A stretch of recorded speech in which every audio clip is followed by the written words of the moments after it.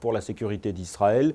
Cette fois, c'est un responsable du Pentagone qui avance on ne peut plus clairement la probabilité d'une attaque israélienne sur les installations nucléaires iraniennes.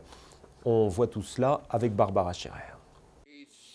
Les indices n'ont pas manqué ces dernières semaines. Déclarations de ministres israéliens, un exercice en conditions réelles et puis ces menaces verbales incessantes du président iranien à l'égard d'Israël. Et cette fois, ce sont plusieurs responsables du Pentagone qui s'y mettent. Jérusalem pourrait attaquer l'Iran avant la fin de l'année. C'est la chaîne de télévision américaine ABC qui le révèle et les mots de la source américaine sont forts. La probabilité, dit-il, est de plus en plus grande qu'une attaque aérienne des F-16 israéliens sur les installations nucléaires de l'Iran ait lieu avant la fin du mandat de George Bush.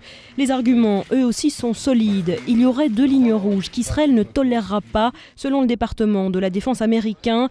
D'abord, si la centrale de Natanz atteint un niveau critique d'uranium enrichi, ce qui sera le cas selon des estimations américaines et israéliennes dès 2009. Et deuxièmement, si Téhéran acquiert par Moscou le système de défense aérien SA-20, et c'est évidemment envisageable, sur ces images, la première cargaison de fioul nucléaire transmis par les Russes aux Iraniens le 18 décembre dernier.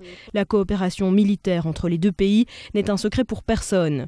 C'est dans ce contexte que même la date d'une éventuelle offensive est précise. Israël n'attendra pas que ces lignes rouges soient atteintes pour agir, il sera alors trop tard. Et l'attaque pourrait donc avoir lieu entre le 4 novembre et le 20 janvier prochain, lors de la période intérimaire entre l'élection présidentielle américaine et l'intronisation du futur président, une fourchette de 3 mois où George Bush sera encore en poste.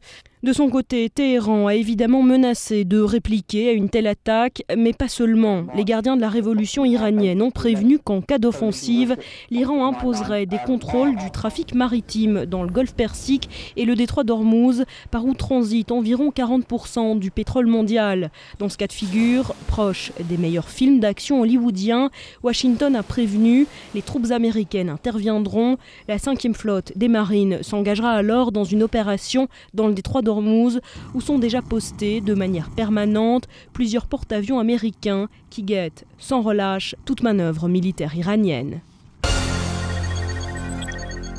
Une fois n'est pas coutume, un mot de politique intérieure israélienne. À la Knesset, le Parlement donc, à Jérusalem, le vote d'un projet de loi imposant un référendum pour tout retrait du Golan a été voté cette semaine.